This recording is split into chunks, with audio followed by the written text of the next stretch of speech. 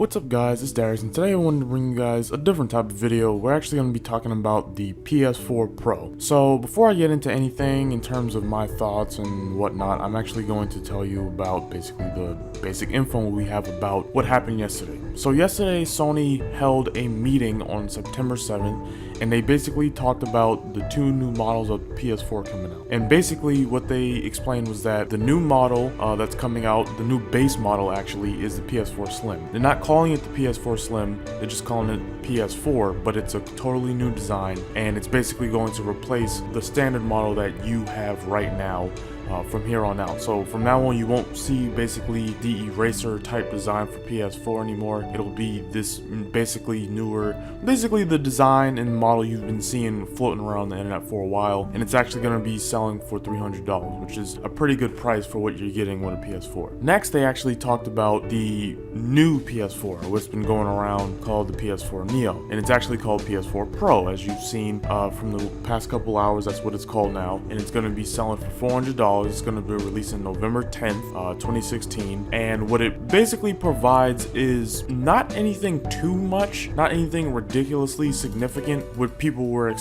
some people were expecting. I'm not going to say all people, because some people have this basically this notion or this vision that a lot of people were expecting a Scorpio type upgrade, and I wasn't even expecting that. I think a lot of people weren't really expecting that much of an upgrade either, because of certain reasons that I might get into later on in this video. But basically, in general, it includes 4K, or at least upscaling basically games to the point where it looks like 4K, and developers will be able to do that. They said that they're increasing the CPU, the GPU, basically all the inner workings of console to make games run and look better and be able to do more.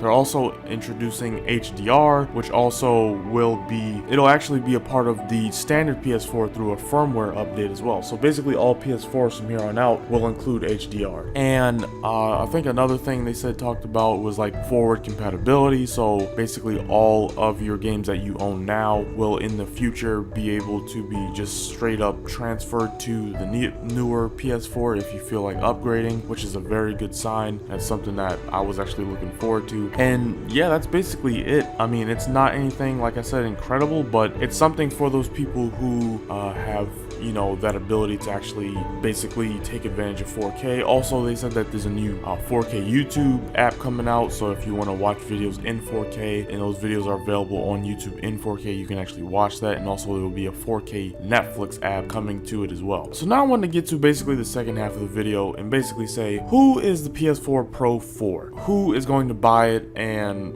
why does it exist? So in my opinion, the only bad thing, or the only mediocre thing that happened about yesterday, was the whole meeting, the whole presser they had for it. I think this would have been a better announcement had they not had a whole presser for it, because it's not such a significant thing, and I think even Sony knows that. They know it's not some sort of significant jump in hardware and specs and whatnot, and it's just something for those people that just want it. You know, it's not ridiculously expensive. It's only $100 more than the base model is now, which basically means it's the same price as when the PS4 first came out. So it's really that even the price jump isn't even that big. So it's really something manageable to say, like, you could basically sell your PS4, maybe put down an extra $100 or so, and then upgrade so you can get the better looking games, better looking media, all of that stuff, and just have it. Now the other thing is that the reason why they're even having this system out in the first place is because they're basically trying to future proof. As of right now, they said there's about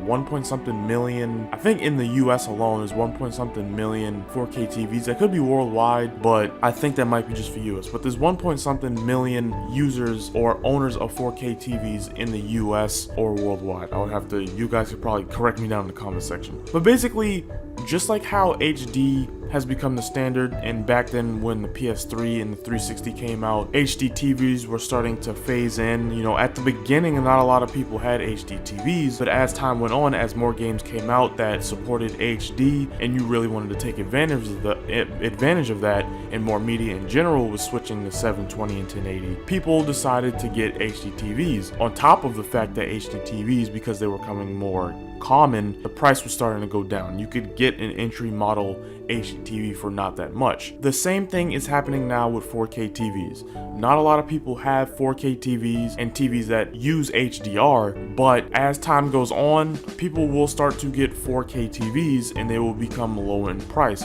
On top of that, as developers get used to 4K and they start dabbling with higher resolutions, not even 4K, but maybe they'll just go to 2K because that is a thing. As they start dabbling with stuff that's a higher resolution than 1080 and 1440 and all that stuff, these games and these TVs will be able to actually support it because they have a higher ceiling for resolution. So that's basically about it. The reason why I'm getting one personally is because I'm in a situation now where I basically have an extra PS4. There was basically stuff going on where I might have been in a situation where I was going to lose my current PS4 that I have right now, but I bought an extra one just in case that was going to happen. But now that this has been announced and it's actually coming out pretty soon toward my birthday, I basically will consider this a birthday present, and I'm going to sell my brand new unused PS4 to someone because they really don't see the point in them getting the PS4 Pro, and I'm gonna get the PS4 Pro on top of the fact that I actually have a 4K TV.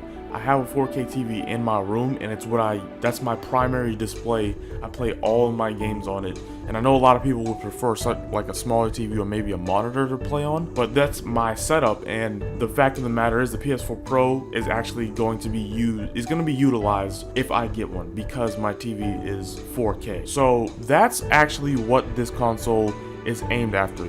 It's aimed after the people that just want that extra little bump in graphics. It's aimed at the people who are like, hey, you know, why not? I could probably just sell this in and actually take advantage of the 4K TV that I'm using, because to be honest, most of the content that I have is not actually taking advantage of the TV. So yeah, it's really for people like me who either have a 4K TV or are about to get one and just want that extra little jump, and they don't mind either selling their PS4 to get a little extra money to upgrade, or they're going to basically just get another one for whatever reason. So that's basically about it for this video. I just wanted to have like a short little discussion and basically thoughts and rundown of everything that's going on. Again, I think the only thing mediocre or bad about yesterday was the actual showing off and the whole spiel that they had and the whole meeting. I just think that was a little unnecessary. It could have probably been something that they could have just shoved into E3, honestly, and just been like, hey, I'm not talking about next E3 because that would probably be the bad time to show it off, but like last E3 or whatever, like they could have just had some sort of basically Nintendo Direct type reveal and like, hey, this is a thing, this is what it comes with. If you want it, that's very cool. You know, you're gonna be able to take advantage of your TVs. If not, it's whatever. You have this $300 base model and that's it. So again, the reveal and all that was off, but the product itself, it's a luxury item. If you want it, that's cool, it's there for you. If not, then it's whatever, get the $300 one. That's about it. There's literally nothing bad to it. They're just future-proofing for if people start to get more 4K TVs. And honestly, it's a good move for this holiday because, like I said, when people are out trying to get new TVs and all these deals on TVs, and then you see people trying to get PS4s, you're gonna be like, hey, do you want this $300 one, or do you want to get this $400 one that's gonna take advantage of your HDR 4K TV that you just got, on top of the fact that in the future, if you want PlayStation VR, it's going to help PlayStation VR in terms of the look and how it performs even more. So that's basically it. It's just options. Let me know what you guys think of all this down below. Will you actually get one or not? And if so, let me know for either reason why down in the comment section. I'll be down discussing with you guys. If you enjoyed this video, please give it a like. If you want more videos like this in the future, please subscribe and actually suggest stuff for me to talk about like this. And I will see you guys next time. Thanks for watching.